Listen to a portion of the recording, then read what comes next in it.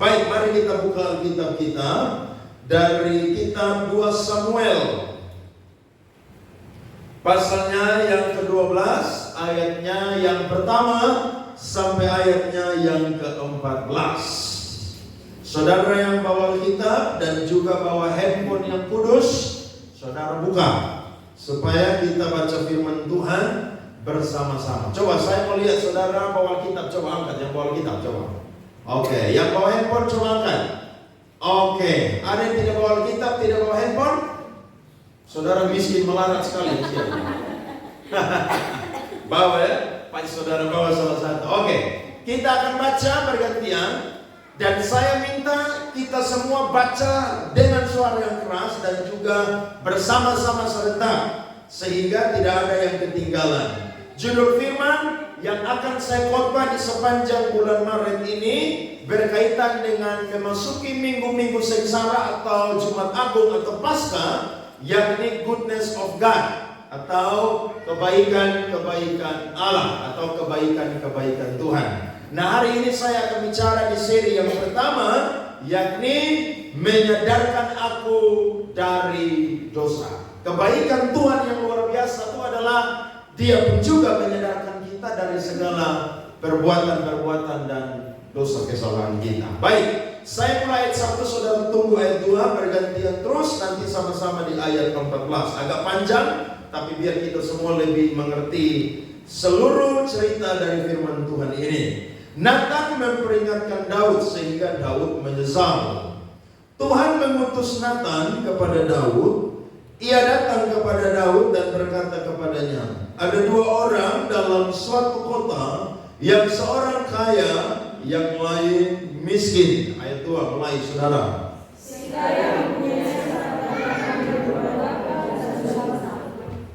Si miskin tidak mempunyai apa-apa selain dari seekor anak domba betina yang kecil yang dibeli dan dipeliharanya. Anak domba itu menjadi besar padanya bersama-sama dengan anak-anaknya, makan dari suapnya dan minum dari pialanya, dan tidur di pangkuannya seperti seorang anak perempuan baginya.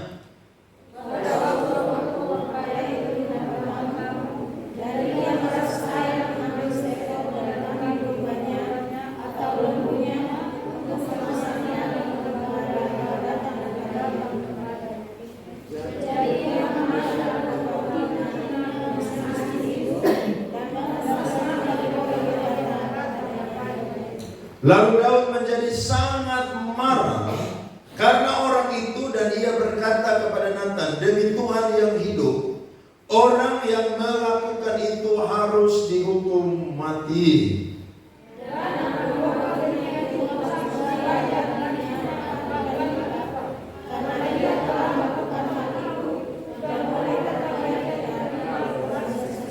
Kemudian berkatalah Nathan kepada Daud, garis bawahi kalimat ini, engkaulah orang itu.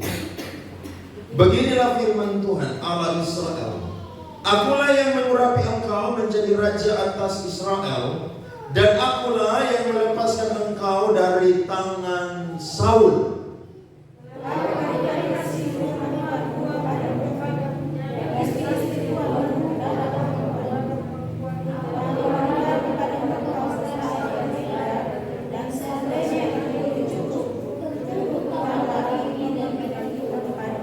Mengapa engkau menghina Tuhan dengan melakukan apa yang jahat di matanya? Uria orang Heti itu kau biarkan ditewaskan dengan pedang, istrinya kau ambil menjadi istrimu, dan dia sendiri telah kau biarkan dibunuh oleh pedang Bani Amon.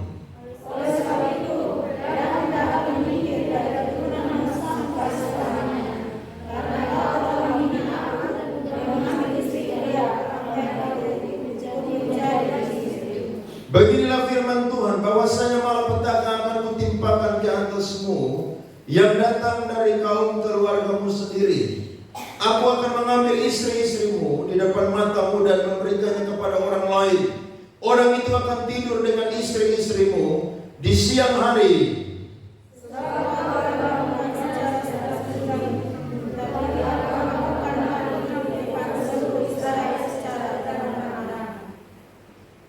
Lalu berkatalah Daud kepada Nathan, aku sudah berdosa kepada Tuhan. Dan Nathan berkata kepada Daud, Tuhan telah menjauhkan dosamu itu, engkau tidak akan mati. Sama-sama, walaupun demikian, karena engkau dengan perbuatan ini telah sangat menista Tuhan, pastilah anak yang lahir bagimu itu akan mati. Tepuk tangan untuk firman Tuhan yang keras, teman. Haleluya. Saudara-saudara, Daud ini adalah orang yang hebat. Alkitab mencatat dia mengalahkan bukan hanya sekedar beribu-ribu, tapi dia mengalahkan berlaksa-laksa. Kalau saya dan saudara belajar latar belakang kehidupan Daud, dia adalah orang yang sangat-sangat tidak terpandang. Dari keluarga yang sangat miskin, pekerjaannya sebagai gembala kambing domba. Tapi yang dahsyat dan luar biasa, ternyata Tuhan menetapkan dan memilih Daud menjadi orang yang akan menjadi raja. Dan lewat kepemimpinan Daud, orang-orang Israel akan menikmati kemakmuran yang luar biasa. Dan Tuhan membawa Daud, saudara, dari satu kemuliaan kepada kemuliaan Tuhan yang baru. Dan itu dahsyat dan luar biasa. Tetapi Alkitab mencatat ketika Daud ini sudah memenangi pertempuran, bahkan musuh terhebatnya yang bernama Saul itu sudah mati, justru Daud ini sedang terjebak dengan satu zona, namanya adalah zona nyaman. Alkitab mencatat ketika prajurit-prajurit sedang pergi berperang, maka Daud tinggal di istana. Harusnya sebagai raja dia pun juga bertempur seperti raja-raja lain, dan juga keadaan dia ketika dia sebelum nyaman pada waktu itu. Tapi karena ketika dia ada di istana, maka disitulah iblis mencari satu celah dan membuat Daud akhirnya harus tunduk mengikuti bujukan ajakan daripada iblis. Alkitab mencatat ketika dia sedang jalan-jalan sore hari di atas soto istana, maka dia melihat seorang perempuan mandi dalam keadaan telanjang. Saya tidak terlalu punya banyak data, tapi saya mendengar ada beberapa penafsiran bahwa pada waktu itu memang Bathsheba sengaja saudara mandi dalam keadaan telanjang. Tetapi tujuannya bukan untuk memperlihatkan kepada Daud. Bukan. Nah, ketika Daud ada di posisi yang lebih tinggi atau di atas soto rumah, maka Daud kelihatan dengan jelas. Saya tidak tahu kondisi toilet ataupun juga ruangan mandi yang dipakai oleh Bathsheba, tapi Alkitab mencatat dengan jelas bahwa Daud melihat Bathsheba itu mandi dengan telanjang. Harusnya Daud stop. Kenapa? Karena Bathsheba adalah seseorang yang tidak harus diambil oleh Daud. Harusnya ketika dia kirim informan atau intelijen, waktu bertanya tentang Bathsheba, waktu intelijen pulang dan menyampaikan kepada Daud bahwa dia adalah istrinya Uria, maka Daud harusnya berhenti di situ. Kenapa? Karena Alkitab mencatat hukum ke-10, jangan mengingini milik sesamamu. Daud tahu hukum. Makanya waktu saudara baca tadi firman Tuhan ketika Nathan menceritakan ilustrasi tersebut, Daud marah. Daud berkata orang itu harus dibunuh, bahkan dia harus ganti 4 kali lipat karena dia orang yang tidak punya belas kasihan. Daud tahu hukum. Tapi saudara lihat, kalau iblis mau menjatuhkan kita, iblis akan terus mengajak kita untuk berkompromi dengan dosa. Akhirnya Daud tidak stop, tapi Daud lakukan dosa yang selanjutnya. Dia mencuri Bathsheba. Ketika dia mencuri, saudara-saudara, dia berzina dengan Bathsheba. Nah, ketika dia berzina, maka beberapa minggu kemudian ketahuanlah bahwa Bathsheba mengandung. Wow, Karena ini sebuah skandal yang luar biasa terjadi di Israel. Bagaimana seorang raja yang hebat bisa jatuh di tangan perempuan yang adalah istri orang lain. Bahkan tidak main-main. Uria adalah salah satu pasukan tempur Daud yang bisa disebut hari ini pasukan khusus Daud. Selain daripada triwira yang hebat yang selalu berperang di garis depan ketika Israel berperang. Harusnya Daud stop di situ. Tapi saudara-saudara, sekali lagi, kalau iblis bekerja, dia akan terus giring kita untuk melakukan dosa-dosa selanjutnya. Dan singkat cerita, Daud bikin cara. Daud buat cara panggil pulang Uria. Waktu sampai ketemu dengan Daud, maka Alkitab mencatat Daud ini berkata kepada Uria, kamu pulang untuk tidur dengan istrimu, istirahat, karena pasti kamu capek berperang melawan Bani Amon. Tapi Alkitab mencatat Uria berkata, masa rekan-rekanku sedang berperang, masa aku pulang dan tidur bersenang-senang dengan istriku? Tidak mungkin. Woi, Daud pusing lagi. Bagaimana caranya ini nih? Akhirnya Daud kasih mabuk dia. Daud pikir kalau orang mabuk pasti dia akan sembarangan. Daud suruh dia pulang, justru dia tidak pulang. Justru dia tidur di halaman atau teras daripada istana. Wow, Daud kepala sakit. Daud pikir-pikir, kira-kira apa ya yang bisa buat Uria ini bisa melakukan satu hal sehingga tidak ketahuan bahwa Batseba itu hamil dengan Daud. Akhirnya Daud ambil keputusan. Dia bikin surat, dia tulis surat itu kepada panglima perangnya yang bernama Yoab. Dan surat itu diantar oleh Uria yang sebentar lagi akan mati dibunuh oleh orang-orang Moab. Surat itu berkata, tempatkanlah Uria di barisan yang paling depan. Ketika pertempuran terjadi, kalian mundur dan biarkan nanti dia mati di sana. Dan Alkitab mencatat, betul, Uria mati di medan pertempuran. Pasti Daud bilang, haleluya. Tidak ya? Tidak. Saya yakin Daud sedang bergumul dengan dosa yang dia sembunyikan. Saya percaya itu. Karena Daud bukan orang biasa. Daud itu pejembar, saudara. Dia berkata fatal apa yang dia perbuat. Dan akhirnya berbulan-bulan Daud simpan itu dosa. Singkat cerita, Alkitab mencatat, melahirkanlah Batseba. Berarti kurang lebih Daud menyembunyikan dosa yang dia perbuat kurang lebih 9 bulan. Waktu anak itu lahir, maka time-nya Tuhan untuk utus satu nabi yang paling setia dengan Daud, namanya ada Nathan, untuk pergi dan menyampaikan firman Tuhan kepada Daud. Waktu Nathan sampai, Nathan pakai ilustrasi. Jadi kadang-kadang kalau kita tegur orang, jangan langsung tembak-tembak aja, jangan. Karena posisi Daud pada waktu itu raja. Kamu salah ngomong, pasti leher putus. Tuhan kasih hikmat kepada Nathan. Akhirnya Nathan ceritakan firman Tuhan yang tadi kita sudah baca. Dalam satu kota ada 2 orang, satu kaya, satu miskin. Yang kaya ini punya binatang, kambing, domba, lembu, sapi ini banyak sekali. Satu hari dia kedatangan tamu. Dia mau bunuh 1 ekor dari binatangnya saja, dia merasa sayang. Akhirnya dia jaralah orang miskin yang punya hanya domba betina yang 1 ekor saja. Bahkan domba itu sangat-sangat disayangi.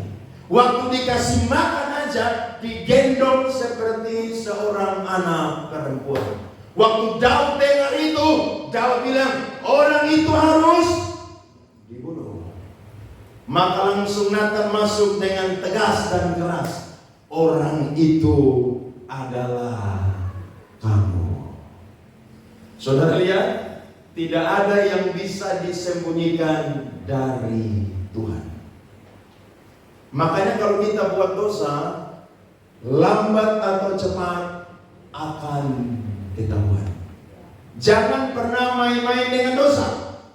Siapapun, kalau kita tidak bereskan cepat selesai, maka akan tiba waktunya Allah untuk membongkar semuanya. Dan akhirnya Alkitab mencatat, ketika Daud mendengar teguran daripada Tuhan lewat Natan, Daud langsung berkata, aku telah berdosa kepada Tuhan. Berarti Tuhan bisa pakai orang-orang di sekeliling kita untuk menegur saya dan saudara ketika berbuat dosa. Betul? Kalau saudara ada di gereja, ada saya sebagai pemimpin, sebagai gembala. Ketika lihat saudara buat dosa, maka itu ketika Tuhan gerakkan saya dan saya menegur saudara, saudara tidak boleh berkeras hati bahkan melawan. Kenapa?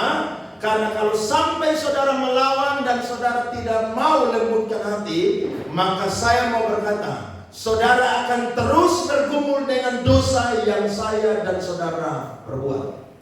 Bahkan kalau kita bergaul dengan teman-teman seiman gereja kita, dan kalau ada yang lebih rohani, ketika kita buat salah, maka dia menyadarkan kita, maka saya dan saudara harus belajar untuk menerima teguran tersebut. Sebab orang-orang demikian dipakai oleh Allah untuk menyadarkan saya dan saudara. Mari lihat dua data firman Tuhan. Galatia pasal 6 ayatnya yang pertama. Saudara-saudara, kalaupun seorang kedapatan melakukan suatu pelanggaran, maka kamu yang rohani harus memimpin orang itu ke jalan yang benar dalam roh lemah lembut, sambil menjaga dirimu sendiri supaya kamu juga jangan kena pencobaan. Jadi kalau kita yang rasa lebih rohani, ketika lihat teman gereja kita yang bikin dosa, bikin salah, maka jangan ikut kompromi dengan dia. Saudara harus panggil dia, kemudian tegur. Dan kita yang ditegur harus mau menerima. Ada amin? Saudara tidak boleh keras hati. Karena kalau saudara keras hati, saudara akan terus diintimidasi oleh dosa yang kita perbuat. Harus belajar rendah hati, terbuka. Daud ini hebat, makanya dia jadi orang yang berkenan di hati Tuhan. Karena sekalipun dia buat dosa yang sangat keji di mata Tuhan, tapi ketika dia ditegur oleh Natan, maka dia berkata, aku telah berdosa kepada Tuhan. Ini mentalnya hamba, amin.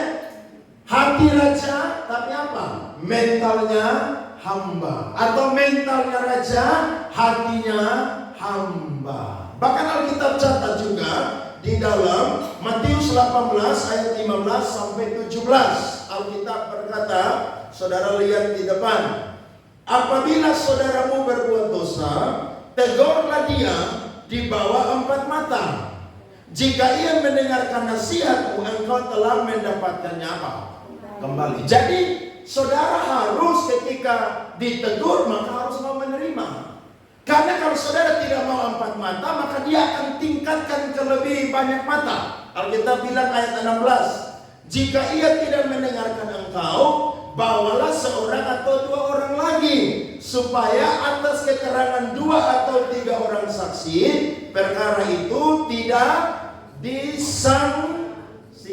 Dari 4 mata bertambah menjadi 6 mata atau 8 mata.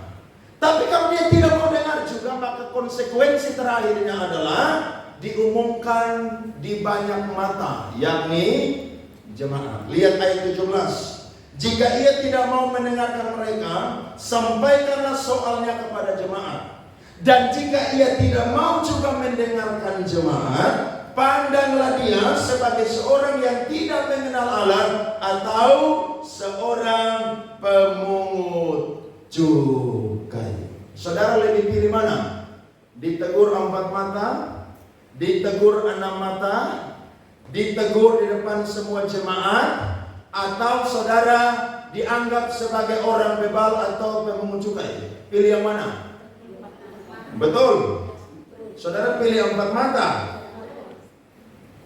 Berarti kalau saudara salah, saya panggil saudara, saudara tidak boleh membantah atau melawan.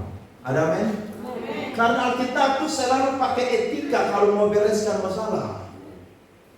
Tidak langsung pakai mimbar ini terus tembak-tembak dari atas mimbar. Tidak, saudara. Mimbar ini bukan untuk tembak-tembak jemaat. Tidak.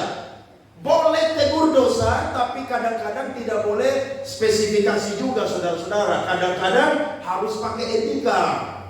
Kalau kesalahannya mungkin itu biasa-biasa ya, saudara mungkin sekedar bercanda dari atas mimbar, tidak masalah. Tapi kalau itu fatal, tidak boleh diumumkan dari mimbar. Harus dipanggil dan bicara empat mata. Mas Tukul aja punya acara yang namanya empat mata. Artinya apa?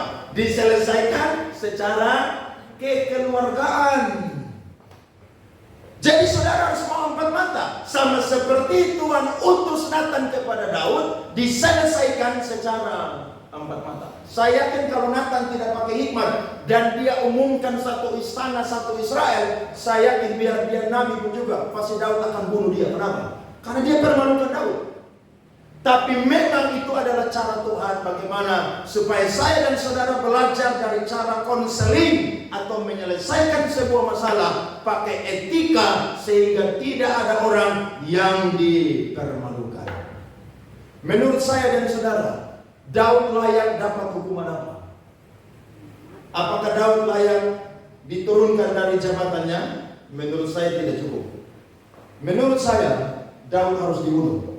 Kenapa? Karena hukum Taurat berkata, mati ganti mata ganti mata, gigi ganti gigi. Tapi justru kerendahan hati Daudlah yang membuat Tuhan reda menghukum Daud. Alkitab berkata, kalau orang yang mengakui dosanya, dia akan lebih disayangi. Amin. Daud beda dengan Saul. Saul cuma curi kambing domba. Daud curi orang punya istri. Lebih jahat mana? Lebih jahat curi istri orang. Tapi karena memang Daud itu rendah hati, yang membuat itulah Tuhan itu lulu mengampuni Daud. Akhirnya Tuhan tidak jadi bunuh Daud, bahkan lengserkan dia. Tapi ada konsekuensi yang Daud jalani. Tapi saya tidak mau bicara itu. Yang saya akan bahas pada pagi hari ini adalah respon Daud ketika dia sudah mengakui dosanya kepada Tuhan dan kepada Nathan. Saya coba catat yang pertama, yakni Daud mengakui bahwa dia senantiasa bergumul dengan dosanya. Lihat Mazmur 51 ayatnya yang kelima. Ini adalah Mazmur pengakuan Daud tentang bagaimana dia mohon pengampunan daripada Allah. Sebab aku sendiri sadar akan pelanggaranku. Aku senantiasa bergumul dengan dosaku. Jawaban yang Daud sampaikan kepada Tuhan lewat nyanyian doa, dia berkata dengan jujur bahwa dia selalu bergumul dengan dosanya. Saudara, tidak ada di antara kita yang kebal dengan dosa. Ada amin? Tidak ada loh. Mau pendeta sekaliber siapapun, tidak ada yang pernah kebal dengan dosa. Sebab masing-masing kita itu punya manifestasi dosa masing-masing.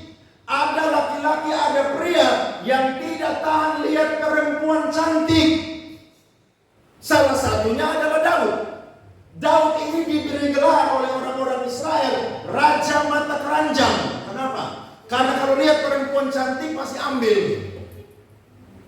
Makanya Daud bergumul dengan dia punya dosa. Mari kita cek satu-satu. 2 Samuel 3 ayat 2-5. Saudara perhatikan di depan aja supaya cepat saya sampaikan. 2 Samuel pasal 3 ayat 2-5. Di Hebron lahirlah bagi Daud anak-anak lelaki. Anak sulungnya ialah Amnon dari Ahinoam perempuan Israel. Anaknya yang kedua ialah Gilead dari Abigail bekas istri Nabal orang Karmel. Yang ketiga ialah Absalom, anak dari Maaka, anak perempuan Talmai, Raja Gesur. Yang keempat ialah Adonia, anak dari Hagit. Yang kelima ialah Sefaca, anak Abital. Dan yang keenam ialah Yetream dari Eglah, istri Daud. Semuanya ini dilahirkan bagi Daud di Hebron. Daud memerintah 7 tahun, tapi istri 6. Saudara bisa bayangkan aja. Istri 6, anak juga 6. Padahal pada waktu itu Daud masih sangat muda. Usianya saudara kurang lebih 30 tahun. Jadi jangan ada kaum pria di sini yang mau memecahkan rekornya Daud. Jangan pernah. Saudara akan gila. Kenapa? Karena satu aja saudara udah pusing, apalagi pecahkan rekornya Daud. Lihat 2 Samuel 5 ayat 4 ayat 13 sampai 16. Perhatikan firman Tuhan. 2 Samuel 5 ayat 4 13 sampai 16. Daud berumur 30 tahun. Itu yang saya bilang tadi. Pada waktu ia menjadi raja, 40 tahun lamanya ia memerintah. Ayat 13 sampai 16. Daud mengambil lagi beberapa gundik dan istri dari Yerusalem. 7 tahun di Hebron, 6 istri, 6 anak. 33 tahun di Yerusalem, istri tambah dan gundik tambah. Lanjut, Alkitab mencatat. Setelah ia datang dari Hebron dan bagi Daud masih lahir lagi anak-anak lelaki dan perempuan. Inilah nama anak-anak yang lahir bagi dia di Yerusalem: Siamua, Sobab, Natan, Salomo, Yibab, Elisua, Nefeg, Yafia, Elisama, Eliada, dan Eli. Saudara lihat, secara kelihatan manusia Daud orang yang suci, tapi tanpa disadari Daud sendiri bergumul dengan kelemahannya. Berarti kita semua pun juga tidak jauh beda dengan Daud. Amin. Makanya Tuhan kasih satu perumpamaan. Ada 2 orang pergi ibadah. 1 orang Farisi, 1 pemungut cukai. Orang Farisi berkata, Tuhan, aku bersyukur, aku lebih baik, aku berpuasa, aku memberikan persepuluhan, dan aku punya moral yang baik. Sedangkan seorang pemungut cukai, dia tidak sanggup melihat ke langit, tetapi dia pukul dadanya dan dia berkata, Tuhan, aku adalah orang yang berdosa. Kenapa saudara? Karena saya yakin setiap orang bergumul dengan dosanya masing-masing. Amin. Ada orang yang sudah berhenti rokok. Tuhan, saya mau berhenti rokok, Tuhan. Tapi tiba-tiba langgar 2 hari, lewat 2 hari, mulut mulai asam lagi. Akhirnya kembali ke 1 batang dan 2 batang. Ada orang yang sudah berhenti mabuk. Dia janji, Tuhan, saya tidak mau mabuk-mabukan lagi. Tapi tiba-tiba saudara diajak oleh teman. Akhirnya dia senantiasa bergumul dengan dosanya. Dia jatuh kembali kepada dosa yang sama. Ada orang yang mungkin pernah selingkuh atau berzina. Dia berdoa kepada Tuhan, Tuhan, saya mau jadi pria, mau jadi wanita yang punya integritas kepada pasangan saya. Tapi karena dia bergumul dengan dosanya, dia kembali lagi jatuh di dalam dosa tersebut. Tapi saya dan saudara ada kabar baik. Yang pertama, harus mengakui dengan jujur di hadapan Tuhan bahwa saya dan saudara senantiasa bergumul dengan dosa kita. Amin. Saya tidak tahu saudara punya dosa apa, bahkan saudara pun juga tidak tahu saya punya dosa apa. Tapi saya mau berkata, setiap kita setiap hari akan terus bergumul dengan dosa-dosa kita. Kalau kita baca urutan dosa ada 3. Yang pertama dosa warisan, yang kedua itu dosa pertalian. Dosa warisan dan dosa pertalian ini sudah diselesaikan oleh Tuhan Yesus di Kalvari. Tapi ada satu dosa yang buat saya dan saudara bergumul tiap hari, yakni dosa pribadi. Amin.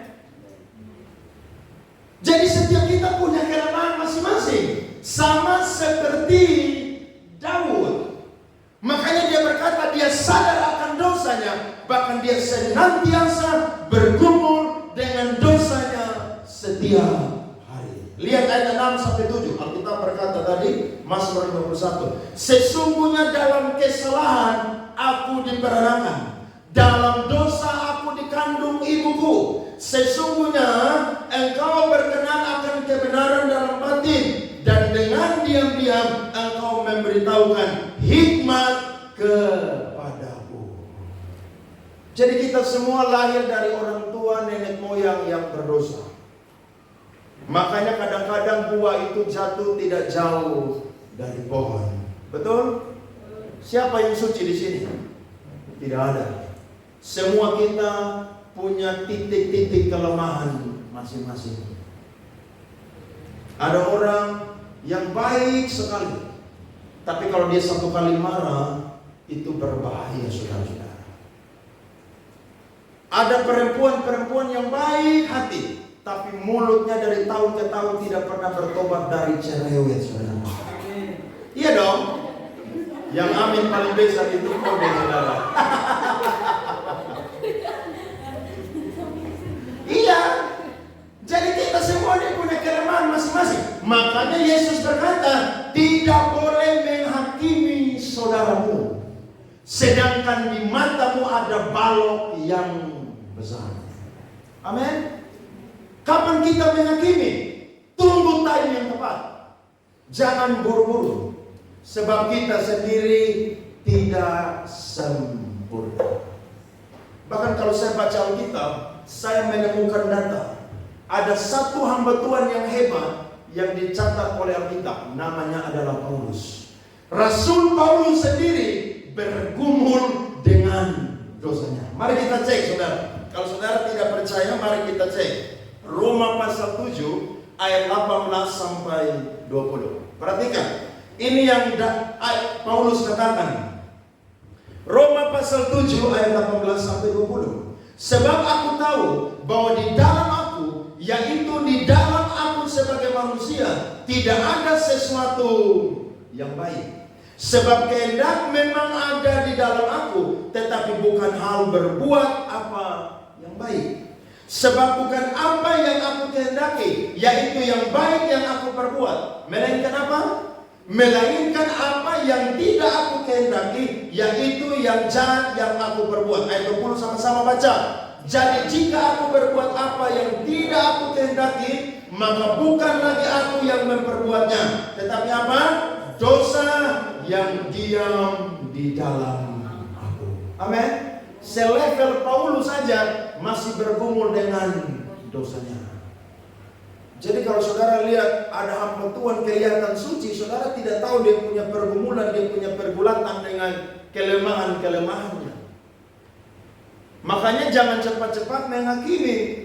Jemaat tidak boleh cepat hakimi pendeta, pendeta pun juga tidak boleh cepat menghakimi jemaat. Kenapa? Karena kita semua ini, saudara, punya titik-titik kelemahan yang sampai hari ini, bahkan sampai Tuhan datang kedua kali, kita akan terus bergumul dengan kelemahan-kelemahan kita. Ada amin? Berarti harus jujur di hadapan Tuhan. Makanya kalau doa saudara bilang, Tuhan, maaf Tuhan, ampuni. Hari ini saya ulang kembali dosa saya. Jujur dengan Tuhan. Karena waktu saudara doa di kamar, yang tahu cuma saudara dengan Tuhan. Manusia bisa lihat kita perfect, sempurna, bagus. Tapi saya berkata, mereka tidak tahu apa yang kita gumuli setiap hari. Daud bukan menjadi orang yang haus akan takhta. Daud bukan menjadi orang yang haus akan kekayaan dan uang. Tapi ternyata kelemahan Daud adalah orang yang haus akan perempuan. Makanya dia mengakui bahwa dia dikandung dari perempuan yang berdosa. Makanya setiap hari dia bergumul dengan dosanya. Amin. Dan saya percaya kalau Tuhan pulihkan kita, maka kita akan jadi orang yang berubah. Amin. Coba lihat 1 Raja-Raja pasalnya yang pertama ayat 1 sampai 4. Saya lompat firman Tuhan ini. 1 Raja-Raja pasal 1 ayat 4. Daud bergumul dan Daud bertobat. Ini pelajaran bagi kita. Jadi bukan saudara bergumul terus saudara terus mainkan terus, jangan. Bertobat. 1 Raja-Raja 1 ayat 1 sampai 4. Raja Daud telah tua dan lanjut umurnya, dan biarpun ia diselimuti badannya tetap apa? Dingin. Lalu para pegawainya berkata kepadanya, hendaklah dicari bagi tuanku raja seorang perawan yang muda untuk melayani dan merawat raja. Biarlah ia berbaring di pangkuanmu, sehingga badan tuanku raja apa? Menjadi panas. Maka di seluruh daerah Israel dicari seorang gadis yang cantik, dan didapatlah Abisa gadis Sunem, lalu dibawa kepada raja. Gadis itu amat cantik, dan ia menjadi perawat raja dan melayani dia. Sama-sama baca 1, 2, 3. Tetapi raja tidak bersetubuh dengan dia. Berarti Daud bertobat. Amin. Bukan karena faktor sudah tua. Karena saya yakin kalau laki-laki biar tidak bertobat, biar tua dia semakin menjadi-jadi. Makanya ada orang berkata tua-tua keladi, semakin tua semakin jadi. Lu iya. Daud bertobat. Amin. Makanya dia ngomong sama Tuhan, bukan sekedar dia ngomong, tapi dia mau bertobat. Karena kalau dia tidak bertobat, konsekuensi yang dia akan hadapi itu berbahaya. Walaupun dia sudah dapat konsekuensi, tapi kalau dia tidak bertobat, dia buat terus, itu akan berbahaya untuk kehidupannya. Jadi saya yakin dan percaya kekuatan daripada Tuhan akan membuat saya dan saudara bertobat di dalam Tuhan. Amin. Ada orang yang mungkin sulit mengalami pertobatan. Saya dengar ada banyak kesaksian orang pakai narkoba, saudara. Wow, itu sudah parah punya. Tapi karena dia mau bertobat, Tuhan pulihkan dia. Bukan karena ada di panti rehabilitasi, tidak. Tapi ketika dia mengaku dengan jujur, maka disitulah titik di mana dia balik kepada rencana Tuhan dan dia bertobat 180. Amin. Daud bertobat. Kita pun juga harus punya komitmen. Betul, kita berkumpul dengan dosa kita. Tapi barang siapa ada di dalam Kristus, dia adalah ciptaan yang baru. Yang lama sudah pergi dan yang baru sudah datang. Beri tepuk tangan kepada Tuhan. Amin. Amin. Yang kedua, saudara, apa yang Daud serukan kepada Tuhan? Daud memohon pemulihan dari Tuhan. Mazmur 51 ayat 9 sampai 12. Perhatikan firman Tuhan. Bersihkanlah aku daripada dosaku dengan hisop, maka aku menjadi tahir. Basuhlah aku, maka aku menjadi lebih putih dari salju. Biarlah aku mendengar kegirangan dan sukacita. Biarlah tulang yang kau remukan bersorak-sorai kembali. Sembunyikanlah wajahmu terhadap dosaku, hapuskanlah segala kesalahanku. Jadikanlah hatiku tahir ya Allah, dan perbaharuilah batinku dengan roh yang teguh. Yang pertama, dia mengakui dengan jujur. Yang kedua, dia minta pemulihan. Karena Daud tidak berdosa kepada manusia, Daud berdosa kepada Allah. Kalau saya dan saudara buat dosa, ingat, kita bukan buat dosa kepada manusia, tapi kita sedang buat dosa kepada Allah. Dosa artinya meleset, tidak tepat sasaran. Tuhan perintahkan kita untuk melakukan kebenaran, tapi yang ada adalah penyimpangan-penyimpangan yang kita lakukan. Nah, ketika kita sama seperti Daud sudah berbuat dosa, maka kita pun juga harus minta pemulihan daripada Tuhan. Apa itu pemulihan? Tuhan bersihkan kita dari semua kesalahan kita. Manusia tidak bisa pulihkan kita, tapi yang bisa pulihkan kita adalah Tuhan. Makanya saya dan saudara ketika berbuat dosa, Alkitab mencatat 1 Yohanes pasal 1 ayatnya yang ke-9. Saya coba lompat firman Tuhan lagi. Mari kita baca firman Tuhan ini. Jika kita mengaku dosa kita, maka Ia adalah setia dan adil, sehingga Ia akan mengampuni segala dosa kita dan menyucikan kita dari segala apa? Kejahatan kita. Itu yang saya sebut tadi. Dosa pribadi setiap hari kita gumuli. Kalau buat dosa, minta pemulihan daripada Tuhan. Kalau ada saudara yang sakit, yang tidak sembuh-sembuh, seperti saya khotbah beberapa minggu yang lalu, mungkin ada kutuk keturunan. Saudara minta pemulihan daripada Tuhan. Tuhan, sembuhkan saya. Saya tidak mau sakit ini turun kepada keturunan atau generasi yang ada di bawah saya. Saudara minta pengampunan. Kemarin saya khotbah di LP di Pembuit. Habis ibadah, saya mau doa syafaat dan doa berkat. Tiba-tiba Tuhan taruh di hati saya, jangan dulu doa berkat dan doa syafaat. Suruh tim yang undang saya itu hampiri tiap-tiap orang narapidana untuk doakan mereka. Akhirnya mereka keluar dan saya kasih waktu kurang lebih hampir sekitar 10 menit. Mereka doakan itu narapidana yang puluhan orang untuk saudara-saudara. Habis ibadah saya coba turun dari mimbar dan saya salam dan saya coba tanya beberapa orang. Saya tanya, kasus apa? Kasus pencabulan. Di mana? Di Alor. Penjara berapa lama? 6 tahun. Kamu sendiri? Tidak, kami 6 orang. 6 orang keroyok 1 orang perempuan. Umur berapa saya tanya? Nona masih kuliah, umur 21 tahun. Waduh, saya pikir-pikir nanti kalau kalian keluar dari penjara, kalian pulang, kalian bisa dibunuh. Saya coba tanya, apakah keluarga sudah berdamai? Mereka bilang sudah Pak Pendeta. Oke, saya bilang baik. Saya tanya, di sini sudah berapa lama? Baru 6 bulan. Oke, berarti kamu dan teman-teman silakan enjoy di tempat ini. Nikmati pembinaan di tempat ini. Karena LP kan bukan lagi lembaga pemasyarakatan, tapi lembaga pembinaan. Dibina di sini. Saya tanya yang lain lagi, kamu buat hal apa? Saya mencabuli anak umur 13 tahun Pak Pendeta. Di mana camplong? Hoi. Penjara berapa lama? 1 tahun 6 bulan. Sekarang sudah berapa lama? 6 bulan. Masih 1 tahun. Oke, enjoy ya tempat ini ya. Saya tanya lagi yang satu, kamu kasus apa? Pencabulan. Rata-rata saudara main merkosaan. Makanya iblis itu bekerja saudara sampai hari ini itu ganas. Orang-orang muda, orang-orang dewasa masa bisa perkosa anak di bawah umur saudara. Kamu penjara berapa lama? 2 tahun setengah. Dari mana kamu hantam buah?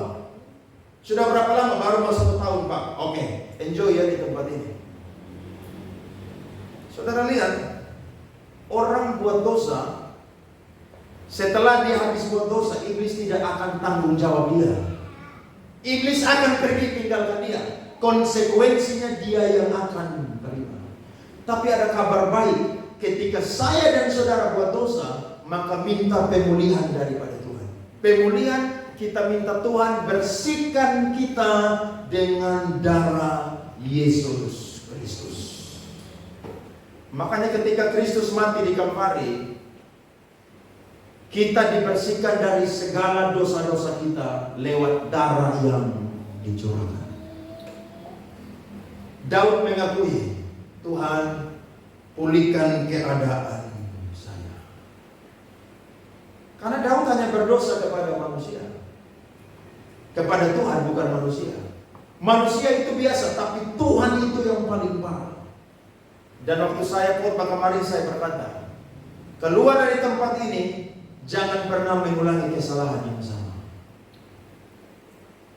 Karena kalau sampai mengulangi kesalahan yang sama, Tuhan masih bisa mengampuni. Tapi lu masuk di sini sipir pukul sampai muntah darah. Nanti saya mau ajak kita semua pelayanan di LP ya. Kemarin saya sudah minta salah satu pegawai di situ, saya akan ketemu dengan pemimpin. Nanti sekali-sekali, 2 bulan atau 3 bulan sekali kita pergi pelayanan di LP. LP dewasa, LP anak dengan Rudinem. Saya suka khotbah di situ. Kalau Rudinem itu campuran orang-orang dari luar negeri begitu, yang paspornya atau visanya habis atau imigran lah di situlah. Wah itu ganas-ganas saudara di situ. Tapi kasihan mereka tidak kenal kebenaran. Nah kita yang kenal kebenaran, bagikan kabar pemulihan kepada mereka. Amin. Semua kita tidak ada yang lebih baik. Kita semua punya dosa masing-masing. Tapi yang kedua belajar dari Daud, ketika buat dosa, minta pembersihan, pemulihan daripada Tuhan. Kalau ada orang tua yang buat dosa, bereskan dengan Tuhan, supaya dosa jangan turun kepada anak cucu yang ada di bawah saya dan saudara. Minta pemulihan daripada Tuhan. Dan yang ketiga saudara, Daud serukan adalah Daud meminta kuasa Roh Allah agar dia dapat mengajarkan jalan Tuhan kepada orang yang berdosa. Nah ini keren. Mazmur 51 ayat 13 sampai 15. Alkitab mencatat Mazmur 51 ayat 13 sampai 15. Janganlah membuang aku dari hadapanmu, dan janganlah mengambil rohmu yang kudus daripadaku. Bagi Daud, jabatan boleh hilang, kekayaan boleh habis, popularitas boleh selesai, tapi yang tidak boleh hilang dari kehidupan Daud adalah Allah. Karena kalau sampai Allah hilang dari kehidupan Daud, maka Daud tidak akan pernah jadi apa-apa lagi. Saudara, semua boleh hilang dalam kehidupan kita, tapi Allah tidak boleh meninggalkan kita. Amin. Kalau sampai Allah meninggalkan kita, maka kita tidak akan pernah bisa buat apa-apa lagi. Sama seperti Simpson yang ketika Roh Allah menyertai dia bisa bunuh anjing yang ratusan ekor. Dia bisa bunuh singa muda yang ganas, yang lapar. Tapi ketika dia jatuh ke tangan Delila, Alkitab mencatat Tuhan meninggalkan dia, maka Simpson tidak mampu berbuat apa-apa lagi. Bahkan Saul, ketika Tuhan urapi dia jadi raja yang pertama, Saul kemanapun pergi dibuat Tuhan berhasil. Tapi ketika dia salah melakukan tugas yang Tuhan percayakan kepada dia, dia membakar korban yang harusnya bukan menjadi bagian dia. Dia bukan menumpas orang-orang Amalek semua yang sampai binatang-binatang, tapi dia tangkap dan dia ingin mempersembahkan korban. Bahkan dia mencari wanita yang punya roh tenung untuk panggil arwahnya Samuel. Ketika dia melakukan dosa-dosa itu, Tuhan meninggalkan Saul. Makanya Saul selalu dirasuk oleh roh jahat. Tapi Daud waktu main kecapi, roh jahat yang rasuk Saul itu keluar daripada Saul. Berarti kalau saya dan saudara buat dosa, ada kuasa yang Tuhan berikan kepada kita karena kita minta, untuk kita bisa menceritakan pengalaman-pengalaman kita kepada orang-orang yang berdosa. Daud bilang ayat 14 sampai 15. Bangkitkanlah kembali kepadaku kegirangan karena selamat yang daripadamu, dan lengkapilah aku dengan roh yang rela. Maka aku akan mengajarkan jalanmu kepada orang-orang yang melakukan pelanggaran, supaya orang-orang berdosa berbalik kepadamu. Amin. Daud berkata apa? Berikan aku rohmu, kuasamu, supaya aku bisa ceritakan masa laluku, kesalahanku dan kebenaranku kepada orang-orang yang mungkin sedang terjebak di dalam dosa. Jadi kadang-kadang masa lalu kita bisa dipakai oleh Allah. Iya, masa lalu kita bisa dipakai oleh Allah. Kalau saudara yang mungkin dulu jahat, saudara yang tidak pernah peduli dengan Tuhan, sekarang saudara baik, peduli dengan Tuhan. Saudara ketemu orang yang jahat, yang tidak pernah peduli dengan Tuhan, saudara berkata, dulu saya juga begitu. Iya toh? Saudara bisa jadi saksi. Ceritakan kenapa? Karena masa lalu saudara seperti demikian. Ketika saudara ceritakan masa lalu saudara, ingat, iblis itu dipermalukan. Saudara ceritakan masa lalu, bukan saudara yang malu. Yang malu itu iblis. Karena semua kita punya dosa masing-masing. 2/3 tokoh Alkitab atau 80% tokoh-tokoh iman di Alkitab, mereka semua punya latar belakang yang tidak baik. Coba saudara cek aja. Musa mengambil perempuan yang bukan dari orang Israel, makanya diprotes oleh saudara-saudaranya. Abraham sudah menikah dengan Sarah, tidak puas, dia ambil siapa saudara? Hagar. Tidak puas dengan Hagar, dia ambil siapa lagi? Keturah. Siapa lagi saudara? Simpson. Yang harusnya tidak mencintai banyak perempuan, dia mencintai banyak perempuan. Siapa lagi? Salomo. Istri 700, gundik berapa saudara? 300. Dia kasih kalah dia punya bapak Daud. Tapi di hari tua daripada Salomo, salah satu yang dia catat adalah, jagalah hatimu dari segala kewaspadaan, karena dari situlah apa? terpanjang kehidupan. Waktu Salomo tua, perempuan-perempuan kafir itu giring dia untuk menyembah berhala. Jadi masa lalu kita bisa pakai. Saya suka khotbah di mana-mana, banyak orang tuh senang, apalagi anak-anak muda. Saya bilang kamu harus beri diri kamu kepada Tuhan. Kenapa? Karena saya bilang begini, saya ini harus jadi pendeta tuh sudah dari 2009. Wisuda 2008, pulang Kupang harusnya pelayanan kok dilantik jadi pendeta, kok rintis gereja. Tapi saya kabur di Jakarta 7 tahun. Jadi anak band di sana. Buku teologi 3 kardus buang semua. Sekarang mau beli buku udah mahal. Tapi saudara, bagi saya itu penyesalan. Tapi bagi orang lain itu cerita yang membuat orang lain bisa belajar dari kisah itu. Saya berkata, jangan pernah buang-buang waktu ketika Tuhan panggil engkau di ladang Tuhan. Mumpung masih muda, beri diri kepada Tuhan. Amin. Saudara punya masa lalu bisa dipakai untuk jadi berkat. Ada seorang perempuan pelacur, dia cipta satu lagu. Betapa hatiku berterima kasih Tuhan, hanya ini Tuhan persembahanku. Kenapa dia cipta lagu itu? Karena dia mantan seorang pelacur, tapi dia bertobat dan hari ini dia melayani Tuhan jadi hamba Tuhan. Saudara tahu, waktu dia khotbah di satu tempat, ada satu perempuan pelacur yang menyerahkan diri dan bertobat dari kehidupannya menjadi seorang pelacur. Kenapa? Masa lalu dia bisa dipakai untuk menjadi berkat. Amin. Makanya Paulus bilang apa? Semua orang yang paling berdosa, akulah yang paling berdosa. Tapi karena kasih karunia Allah, aku bisa dipakai dan aku bisa menjadi contoh bagi orang lain. Amin. Coba dibuka ini. 1 Timotius 1 ayat 15 sampai 16.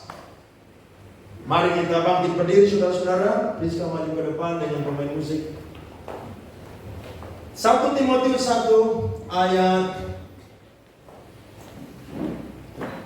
15 sampai 16. 1, 2, 3. Perkataan ini benar dan patut diterima sepenuhnya. Sama-sama baca. 2, 3. Kristus Yesus datang ke dunia untuk menyelamatkan orang berdosa, dan di antara mereka akulah yang paling berdosa. 16. Tetapi justru karena itu aku dikasihani, agar dalam diriku ini sebagai orang yang paling berdosa, Yesus Kristus menunjukkan seluruh kesabarannya. Dengan demikian aku menjadi apa? Nah, berarti masa lalu kita Tuhan bisa pakai untuk jadi apa? Contoh bagi mereka yang kemudian percaya kepada apa saudara? Allah dan seterusnya. Kiranya firman Tuhan memberkati kita semua pada pagi hari. Beri tepuk tangan kepada Tuhan.